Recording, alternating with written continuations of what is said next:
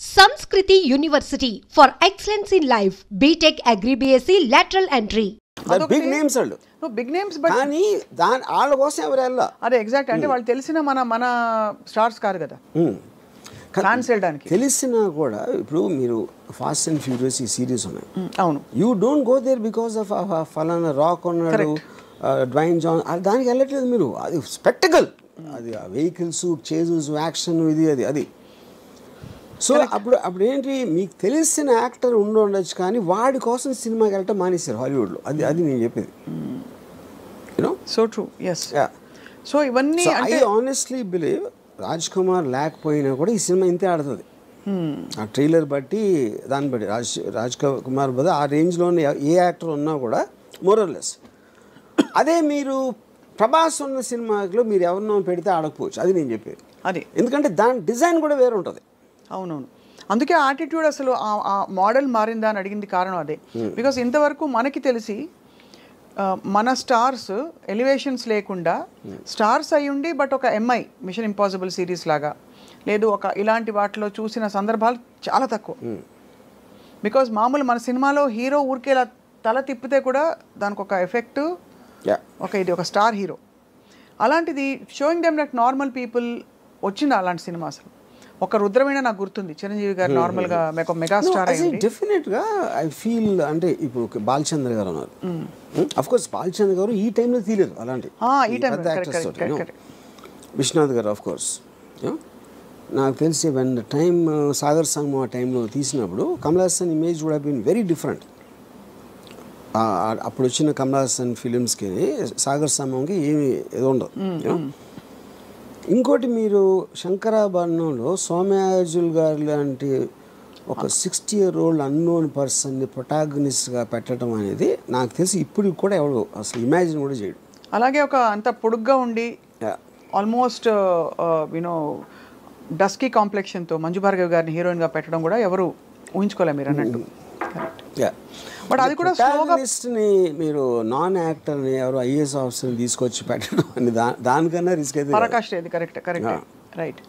But అది కూడా మీరు అన్న వన్ ఆఫ్ ద మోడల్స్లో ఆఫ్ దీస్ అవుట్లయర్ ఫిల్మ్స్ అంటే ఆడ్ ఫిల్మ్స్ అంటాం కదా ఈ అంటే ముందు పికప్ కాలేదు బట్ తర్వాత బాగా పికప్ అయ్యి కల్ట్ ఫిల్మ్ అయిపోయింది ఇదేమో స్త్రీ 2 ఏమో పికప్ అవుతుందో లేదో తెలియదు బట్ ఫస్ట్ డేనే బ్లాక్ బస్టర్ ఇంకా దాని గురించి ఏం మాట్లాడక్కర్లేదు అంతే అంటే అలా ఉంది దాని మీరు చెప్తున్న కనెక్షన్ ఇంకోటి ఏమైంది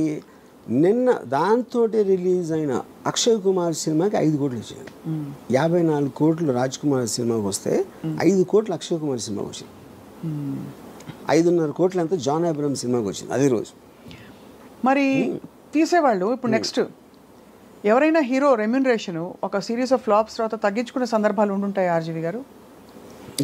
చేస్తారు that happens when the market is not doing ఎందుకంటే అప్పుడు ఏం చేస్తారంటే ఇప్పుడు ఇంత ఇస్తామండి సినిమా హిట్ అయితే అంత ఇస్తామని ఇలాంటి కొన్ని డీల్స్ పెట్టుకుంటారు కొంచెం అదే క్లాజులు బ్యాక్ ఎండ్ అలాంటి the reason I asked that is because majority of this major expenses that we are talking about ఇప్పుడు మొన్న కల్కి వచ్చింది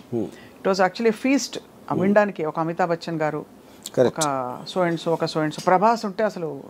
చూడొచ్చా అని దీపిక ఇంకోవైపు బట్ ఆ సినిమాలో ఈ స్టార్ దీనికి రెమ్యూనరేషన్స్ చాలా అయి ఉంటాయి కదా ఇప్పుడు అలాంటి సినిమా తీసి ఒక బ్యూటిఫుల్ అటెంప్ట్ అని మంచి పేరు తెచ్చుకుని బట్ రిటర్న్ ఆన్ ఇన్వెస్ట్మెంట్ చూసుకుంటే 500 కోట్లకి 150 ఎక్కువ రావడం బెటరా లేదు ఇలాంటి ఒక కొత్త స్కూల్ ఆఫ్ థాట్ బయలుదేరి న్యూట్రలైజ్ చేసే ఎఫెక్ట్ బెటర్ అంటారా ఇక్కడ ఒక డేంజర్ ఏంటంటే అంటే అది డేంజర్ అనొచ్చు కాదు కూడా డేంజర్ ఏంటంటే మీకు సంవత్సరానికి 150 సినిమాల్లో రేంజ్ వైజ్గా చిన్న సినిమాలు అని చెప్పుకునే 90% ఉంటాయి దాంట్లో 90% ఫెయిల్ అవుతాయి సో ఆ 10%లో మీ సినిమా ఉంటుందా అని తెలియదు కదా మీకు అవును but economy will run like that అంతే అది that is a fail safe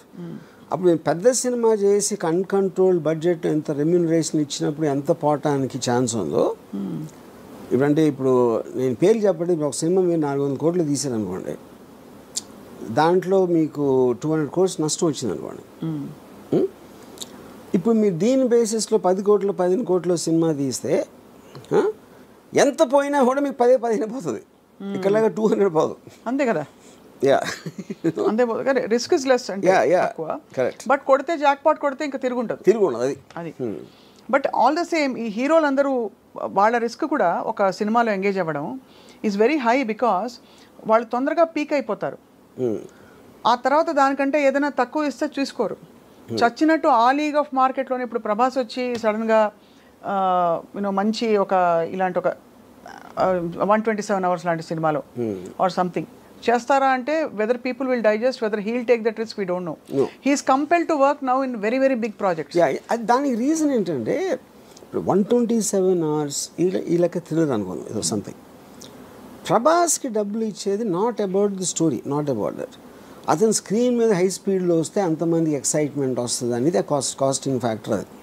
that is what super stars are supposed to be. అప్పుడు అలాంటి మూమెంట్స్ ఉన్న స్టోరీనే వాళ్ళు ఎన్నుకుంటారు. అదే వాళ్ళు వచ్చి వేరే సినిమా తీసినప్పుడు ఆమీర్ ఖాన్ ఒక్కడే చాలా తెలుగు చేస్తాడు. ఆమీర్ ఖాన్ ఏం చేస్తాడంటే ఇప్పుడు ఏంటి, ఒక సపోజ్ తను గజనీ లాంటి సినిమా తీసాడు కూడా చాలా పెద్ద హిట్ అయ్యేది. తర్వాత తను తారే జమీన్ పే తీస్తే తారే జమీన్ పేలో చూస్తారా అది మంచి స్టోరీ, కానీ గజనీకి అలవాటు పడిన వాళ్ళు దీన్ని చూస్తారా అంటే దానికి ఆమీర్ ఖాన్ ఏం చేశాడంటే గజనీ నమ్మిన ప్రైస్లో 1/10 కమ్మాడు తారే జమీన్ పే. అప్పుడు ఆమీర్ ఖాన్ లాజిక్ ఏంటంటే నేను ఈ సినిమాలు కూడా చేస్తాను, కానీ ఆ ప్రైస్కి అమ్మినప్పుడు ఆ ఆడియన్స్ నేను రీచ్ అవ్వలేను. దీని ఆడియన్స్ దీనికి ఉండరు. కరెక్ట్. యా అప్పుడు ఏమైంది, గజనీ కాస్ట్ 40 crores అయితే ఇది 5 crores అయింది. 5 crores అయ్యేటప్పటికి ఇది కూడా 60 చేసింది. 60 crores తారే జమీన్ పే. అదే ఒక 90 చేసి ఉండొచ్చు. 60 కాకపోయినా 10 చేసినా కూడా హిట్టే కదా. అప్పుడు ఏంటి, మీరు ఎంత కాస్ట్ చేశారు ఎంత వచ్చింది చూసి 100 మంది 1000 మంది చూసారు అనుకోండి ఆ పెద్ద సినిమా, దాంట్లో 900కి నచ్చకపోవచ్చు, కానీ వాళ్ళు చూస్తారు, మీరు ఆ డబ్బులు అయితే మీకు వచ్చేసినాయి. ఇప్పుడు ఇక్కడేమో 100లో 90 మందికి నచ్చినాయి. అవును, కానీ ఈ సినిమా చూసే జనం ఉన్నదే 100 మంది. నేను వాళ్ళని సాటిస్ఫై చేసిన